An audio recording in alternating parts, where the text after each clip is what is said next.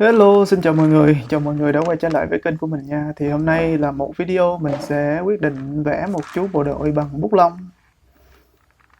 Và vẫn như thường lệ thì các bạn chuẩn bị cho mình một nửa tờ giấy A4 như thế này, đó là giấy A5 nha.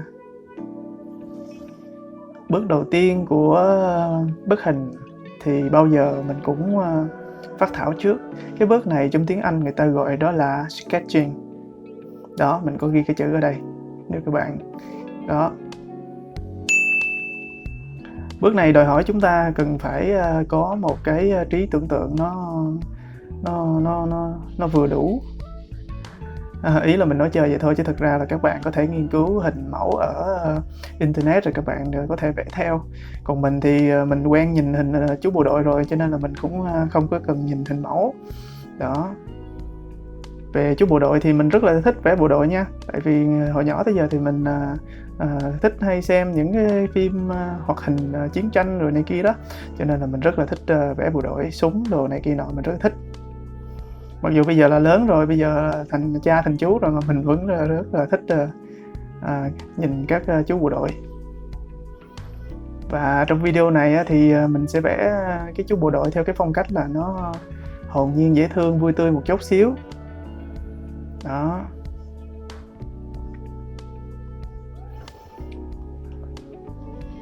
Trong mỗi lần vẽ thì cái khâu sketch này, phác thảo này nó chiếm nhiều thời gian nhất, đòi hỏi là chúng ta phải cực kỳ là thận trọng trong mỗi nét bút. Tại vì khi chúng ta có một cái bản phác thảo hoàn chỉnh thì chúng ta bắt đầu mới đi nét được. Nhưng đối với mình thì mình cảm thấy mỗi lần phác thảo như thế này mình cảm thấy vô cùng thoải mái. Tại vì khi chúng ta phác thảo bằng chì như thế này thì chúng ta có quyền sửa sai. Tại vì chúng ta có cục gôm mà. Mình vẽ thêm một quả tên lửa ở đây bay bay cho nó nhìn nó phong phú và nó trừu tượng chút ha. Khi chúng ta vẽ thì chúng ta có quyền vẽ bất cứ thứ gì chúng ta muốn, mặc dù nó có khả năng là phi lý cũng được. Ở bên này có một chiếc xe tăng đang chạy ở phía bên tay trái. Đó, một lá cờ của Việt Nam. Trên này chúng ta vẽ thêm một chiếc máy bay đang ném bom. Đó. Mây trời. Đó, ném bom trúng cái xe tăng này nè.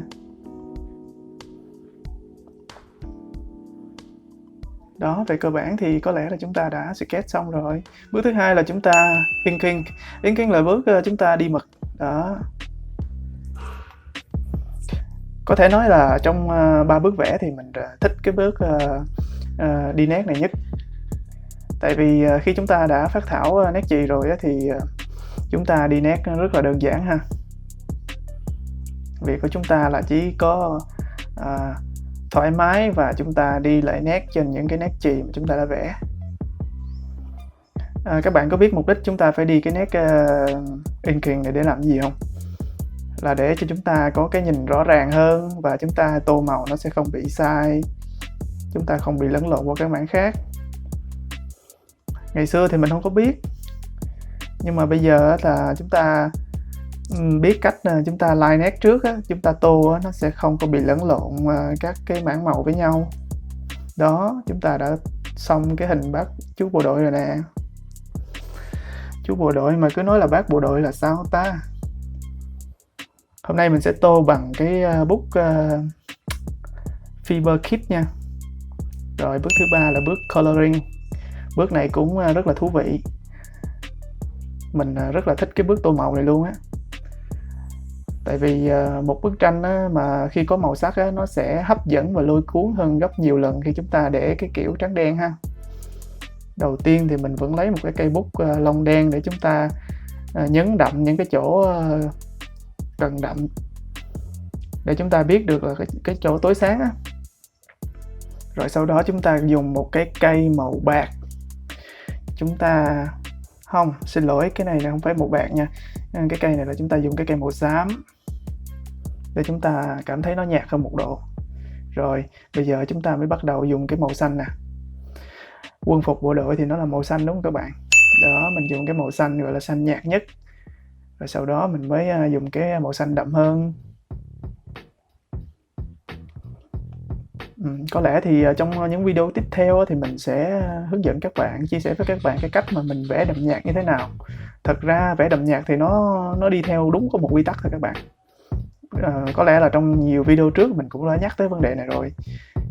Đó là chỗ nào sáng nhất thì là nhạt nhất, chỗ nào khuất ánh sáng thì là tối nhất. Mặc dù thì áo bộ đội thì nó có một màu xanh thôi, nhưng mà khi chúng ta cho ánh sáng chiếu vào thì có chỗ nó sẽ sáng nhất và đậm nhất. Đó là lý do tại sao mình vẽ tô đậm nhạt như thế này. Trong cái hình này thì các bạn có thể thấy rằng đó là ánh sáng mặt trời là chắc chắn là nó chiếu từ bên trái qua, cho nên là mình tô cái nón, bộ quần áo, đồ cái phía bên tay trái nó sáng hơn là phía bên tay phải đó. Video này mình quay vào buổi sáng cho nên là cái camera nó hay bị nhiễu ánh sáng á. Các bạn thông cảm cho mình nha. Dạo này thì thời tiết đang chuyển sang dần mùa nắng rồi các bạn. Thời tiết rất là nắng nóng. Không biết là các bạn làm gì. Mình thì mỗi sáng thì cứ nghiên cứu và đọc sách với lại uống cà phê.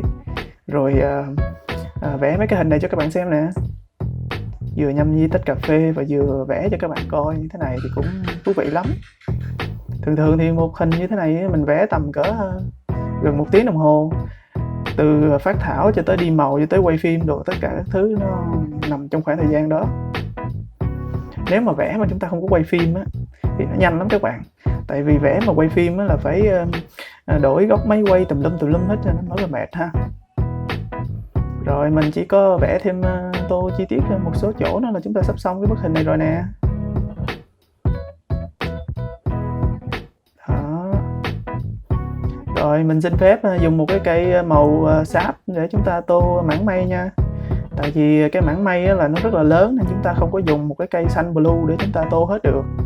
Tại vì đây là một cái lỗi nghiêm trọng của tất cả các bạn sử dụng màu lông á. Có lẽ là trong video sau mình sẽ hướng dẫn các bạn cái mẹo tô đó.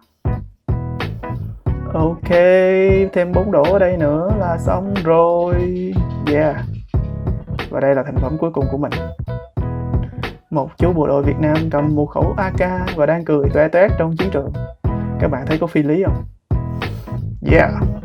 Cảm ơn các bạn đã xem video và hẹn gặp lại các bạn trong video tiếp theo.